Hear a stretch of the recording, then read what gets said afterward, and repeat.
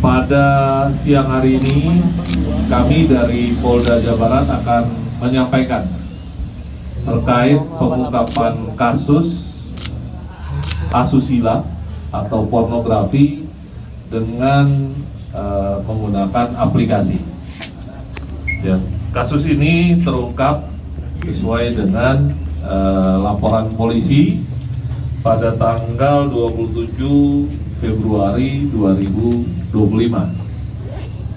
yaitu berdasarkan kronologis kejadiannya diawali dengan hasil kegiatan patroli cyber dari personil Subdit 3 Dit Cyber Polda Jawa Barat menemukan adanya aplikasi berbayar ya untuk berkomunikasi antara pengguna atau user dan talent, dan ditemukan adanya kegiatan berkaitan dengan tindak pidana asusila atau pornografi dengan menggunakan aplikasi. Selanjutnya petugas juga melakukan penyelidikan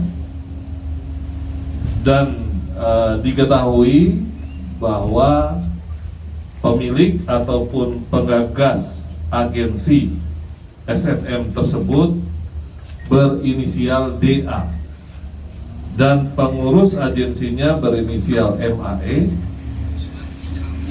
yang mana alamat kantor atau mes agensi tersebut yaitu di Padalarang, Kabupaten Bandung Barat. Kemudian penyidik dari Direktorat Cyber Subdit 3 Dit Cyber Polda Jabar melakukan penyidikan lebih lanjut, dan di lokasi atau di kantor agensi tersebut ditemukan adanya aktivitas tindak pidana asusila atau pornografi dengan menggunakan ITE, sehubungan dengan adanya beberapa wanita di dalam mes atau kantor tersebut yang tidak menggunakan busana. Lalu dilakukan pengembangan, dilakukan pemeriksaan lebih lanjut, dan keterangan awal pada saat itu ditemukan di dalam handphone para pelaku maupun talent yang berada di dalam mes atau kantor tersebut ternyata ada aplikasi, yaitu aplikasi Hani, yang digunakan untuk melakukan panggilan video pribadi, sehingga akhirnya para talent maupun pengurus agensi ini kemudian dibawa oleh penyidik Dit Cyber Polda Jawa Barat ke Mapolda Jawa Barat.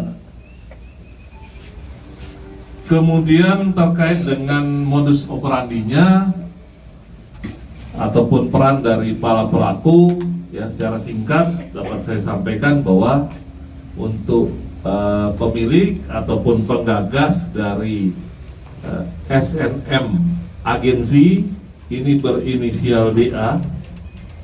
Dia juga selaku pembuat akun Instagram SNM agensi, kemudian pembuat ID talent aplikasi Hani, dan dia juga mengunggah foto-foto dari talent ya yang di ID talent aplikasi Hani. Kemudian ada lagi pengurus agensi tersebut, yaitu berinisial MAE.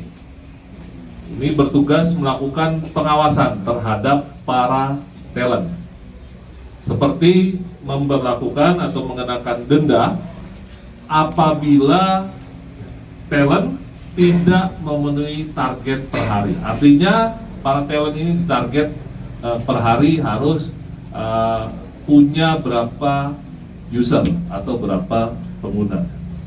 Kemudian selain itu peran yang lain adalah ada 5 pelaku atau 5 talent, yaitu berinisial JZ, kemudian yang kedua ST, lalu yang ketiga berinisial NS, yang keempat berinisial AA, dan yang kelima berinisial SDN. Nah, tentunya tugas dari talent dalam hal ini adalah melakukan video call ya, dengan menggunakan aplikasi Honey. Dalam video call tersebut, para talent sesuai dengan permintaan user atau pengguna ini memperlihatkan bagian sensitif dari tubuhnya ya. Kemudian talent tersebut menerima koin yang dibayarkan atau didapatkan dari pelanggan atau user. Rekan-rekan sekalian, perlu saya tambahkan bahwa aplikasi Honey ini adalah aplikasi yang di dalamnya terdapat fitur mengirim pesan dan panggilan video berbayar yang digunakan para talent. Sedangkan aplikasi yang digunakan user atau pelanggan dalam hal ini adalah aplikasi yang bermitra dengan aplikasi Honey, seperti Gula, kemudian aplikasi Vcall, dan ada dating.com ya.